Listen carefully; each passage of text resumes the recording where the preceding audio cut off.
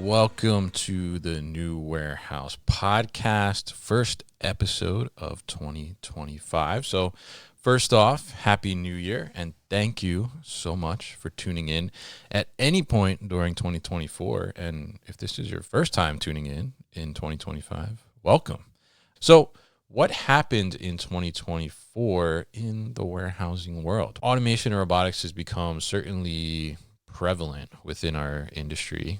I think even going back to Modex again in 2024, I heard a couple people joke that, is this a warehousing trade show or is this a robotics show now? Because there's just so much robotics and automation happening, right? So even though we see it everywhere, and video has certainly taken over a lot of our feeds, like on LinkedIn and other aspects on YouTube too, showing us some of these cool innovations, right? I think the penetration overall is still very low from a warehousing perspective. So there's still a lot of room to grow there, where there's actual real applications coming into play.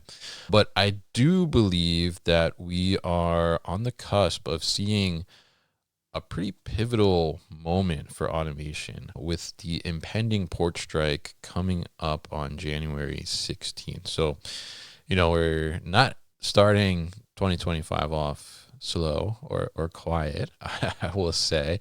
I think there's a lot of things happening here, but one certainly that is top of mind that I'm watching closely, I think, is this port strike, which is set to come on January 16th. And that's with the ILA.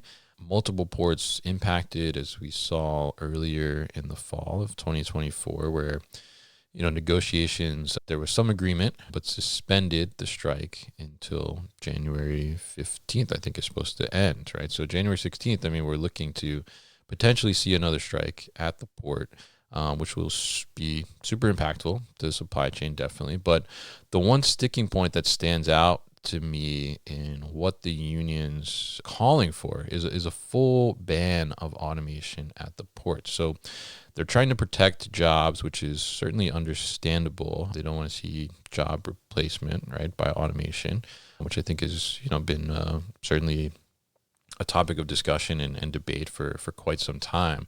But what's interesting here is that there has been vocal support from incoming President Trump, who is in favor and sees their side of the ban on automation, from what he said on social media previously a couple weeks ago. So, which certainly gives more weight to this call for the ban on automation, and it's not limiting call on automation. It is a total ban on automation, complete ban on automation at these ports. So, which makes it very interesting, I think. So for me, I believe automation is not a necessity in all situations, but I do believe there are applications where it benefits consumers and the workers at the end of the day. With the ports, there are definitely less than ideal conditions in a lot of scenarios for these workers. I looked on Reddit a little bit. There's a subreddit there called Longshoremen. And there's a lot of conversation about, they should get higher pay because, the conditions are not good, right? You have ships arriving at odd hours. Their shifts times can vary greatly. They're out there working in, the weather, extreme weather, getting the containers unloaded can be dangerous, definitely. So if we look at that, automation can help to give them an easier and safer workplace, in my opinion. So, there's a case on both sides to be made, certainly, I think. But I think that this is really a pivotal moment for automation, because if the ban does go through, then it's potentially setting a precedent for other industries or unions to do similar bans. And if this leads into warehousing, then organizations, who have been and continue to struggle to attract and